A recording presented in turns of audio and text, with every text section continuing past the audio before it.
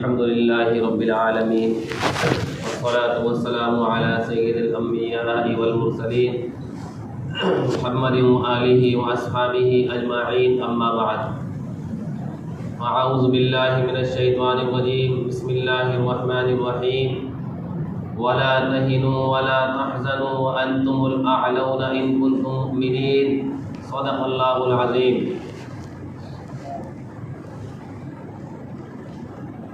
عمل سے زندگی بنتی ہے جنت بھی جہنم بھی، عمل سے زندگی بنتی ہے جنت بھی جہنم بھی، یہ خاکی اپنی فطرت پہ نوری ہے نہ ناری ہے. بزرگان محترم اور حاضرین مجلس، میں نے آپ حضرات کے سامنے قرآن کریم کی چوتھے پارے کی ایک آیت کریمہ تلاوت کی ہے، جس کا ترجمہ یہ ہے کہ وَلَا تَهِنُوا وَلَا تَحْزَنُوا وَأَنْتُمُ الْأَعْلَوْنَ إِن كُنتُم مُّؤْمِنِينَ، کہ غم مت کرو پریشان مت ہو، غم مت کرو پریشان مت ہو، آپ ہی سربلند رہو گے اگر آپ پکے سچے مومن ہیں.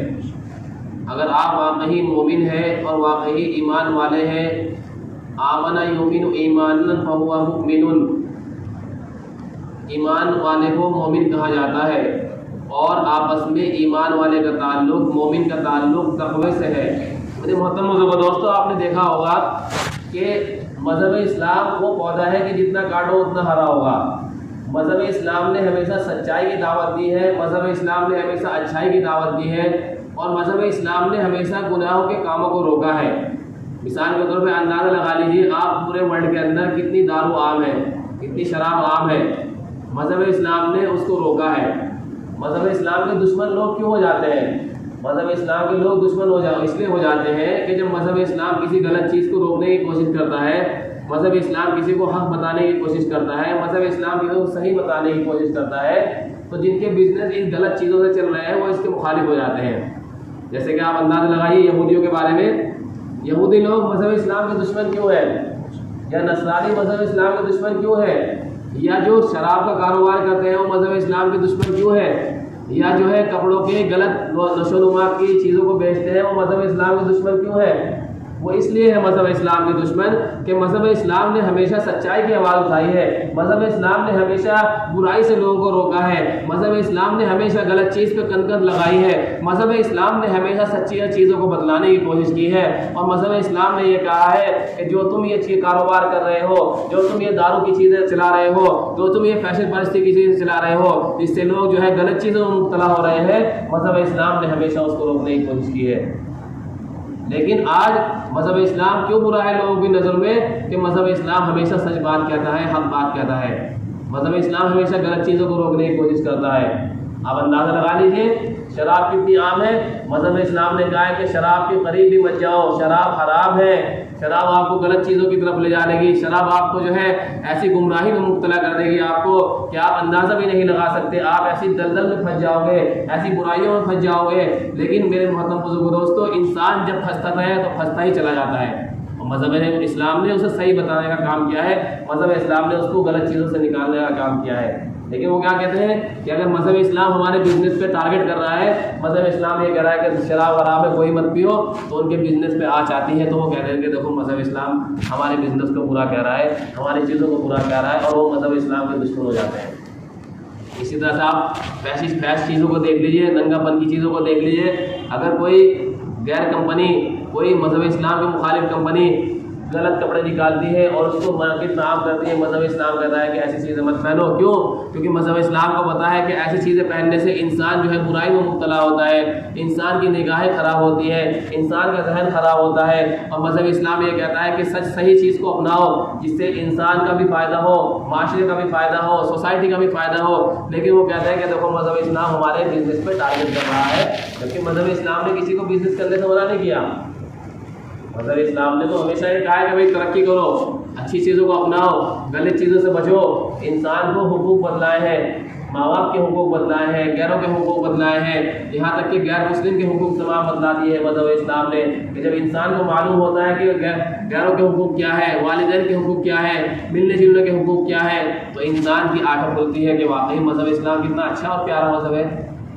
لیکن آج مذہب اسلام کو غلط ٹارگٹ کیا جا رہا ہے. مذہب اسلام میں جو اچھائی ہے ان کو روک کر غلط چیزوں کو پھیلایا جاتا ہے کہ دیکھو مذہب اسلام یہ چیز کہہ رہا ہے, مذہب اسلام جو ہے بزنس کا دشمن ہے, مذہب اسلام کپڑوں کا دشمن ہے, مذہب اسلام پردے کا دشمن ہے, مذہب اسلام شراب کا دشمن ہے.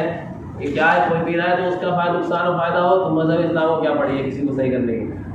لیکن نہیں میرے محترم بزرگوں دوستو, آپ صلی اللہ علیہ وسلم پوری دنیا کے لیے رحمت عالم بن کر آئے اور آپ صلی اللہ علیہ وسلم کے بارے میں قرآن حکیم نے بیان فرما دیا وما ارسلناک الا رحمۃ للعالمین, کہ ہم نے آپ صلی اللہ علیہ وسلم کو پوری دنیا کے لیے رحمت عالم بنا کر بھیجا. اب پوری دنیا میں چاہے کوئی بھی انسان ہو, وہ یہ نہیں کہ پورے صرف مسلمانوں کے لیے آپ صلی اللہ علیہ وسلم آئے, بلکہ آپ صلی اللہ علیہ وسلم پوری دنیا کے لیے رحمت عالم بن کر آئے, چاہے اس میں غیر کیوں ہو, کیوں کوئی قوم کیوں نہ ہو, چاہے اس میں غیر مسلم ہو, ہندو ہو, سکھ ہو, عیسائی ہو, سب کے لیے آپ صلی اللہ علیہ وسلم رحمت عالم بن کر آئے اور سب کو جو ہے سچی دعوت دی ہے, سب کو ایک ہونے کی دعوت دی ہے اور سب کو غلط چیزوں سے آپ صلی اللہ علیہ وسلم نے روکا ہے. تو میرے محترم بزرگوں دوستو, کہنے کا مقصد یہ ہے کہ آج مذہب اسلام کو طرح طرح سے ٹارگٹ کیا جاتا ہے, مذہب اسلام کی چیزوں کو غلط پیش کر کے دکھایا جاتا ہے. اور ایمان والا انسان کب بنتا ہے, مومن کب بنتا ہے انسان, مومن تب بنتا ہے کہ جب اس کے دل میں تقویٰ ہوتا ہے, اللہ کا ڈر پیدا ہوتا ہے. اللہ تعالیٰ قرآن حکیم میں بیان فرماتے ہیں ان اکرمکم عند اللہ اتقاکم, کہ تم میں سب سے بہترین شخص اللہ کے نزدیک وہ ہے جو سب سے زیادہ تقویٰ اختیار کرنے والا ہے, جو اللہ سے سب سے زیادہ ڈرنے والا ہے. اللہ نے یہ نہیں کہا کہ بھائی میں کسی مسلمان وہ کسی جو ہے مالدار کو پسند کرتا ہوں, کسی ڈاکٹر کو پسند کرتا ہوں, کسی عالم کو پسند کرتا ہوں, کسی مفتی کو پسند کرتا ہوں, یا کسی کو کمپاؤنڈر کو پسند کرتا ہوں, یا کسی انجینئر کو پسند کرتا ہوں. نہیں, اللہ تعالیٰ تو یہ کہہ رہے ہیں کہ ان اکرمکم عند اللہ اتقاکم, کہ تم میں سب سے بہترین شخص وہ ہے جو سب سے زیادہ تقویٰ اختیار کرنے والا ہے, جو سب سے زیادہ اللہ سے ڈرنے والا ہے. اور جب انسان کے دل میں اللہ کا ڈر ہوگا, انسان کے دل میں اللہ کا ڈر ہوگا تو انسان جو ہے پھر پکا سچا مومن بنے گا. جیسے میں نے کہا نا کہ ولا تہنوا ولا تحزنوا وانتم الاعلون ان کنتم مؤمنین, کہ غم مت کرو, پریشان مت ہو, آپ ہی سر بلند رہو گے اگر پکے سچے مومن ہو. آج دیکھو مسلمانوں کے اوپر کتنے حالات پیش آ رہے ہیں, مسلمانوں کو طرح طرح سے پریشان کیا جاتا ہے, مسلمانوں کو طرح طرح سے ستایا جاتا ہے, مسلمانوں کو ہر وقت ٹارگٹ کیا جاتا ہے. کیوں؟ آج مسلمان جو ہے ایمان سے ہٹ گیا, آج مسلمان نے تقوی کو چھوڑ دیا, آج مسلمان نے اللہ کے احکام کو چھوڑ دیا, اس لیے مسلمان آج در در پریشان ہے. پریشانی آتی ہے تو صرف مسلمان کے اوپر ہی کیوں آتی ہے؟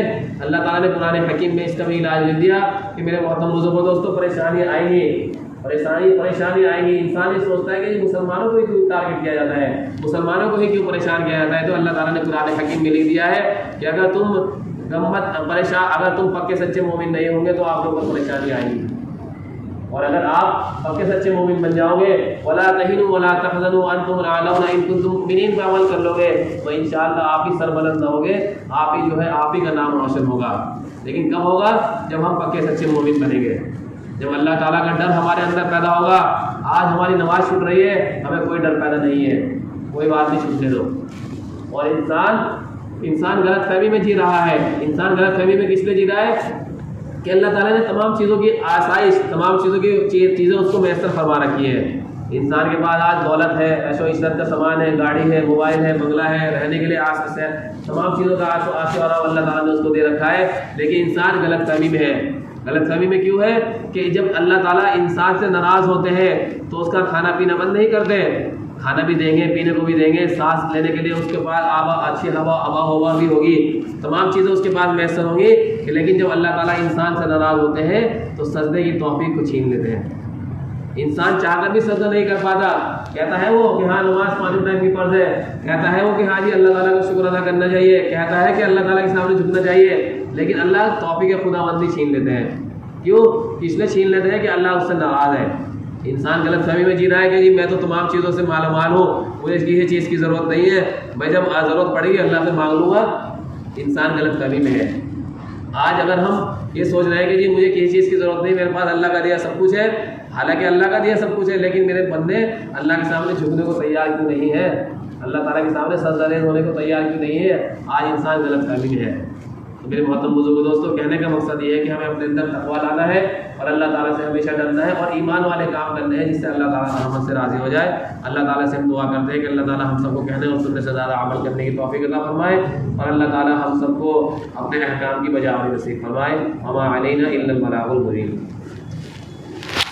ان حضرات نے پڑھی ہو پڑھ لیجیے.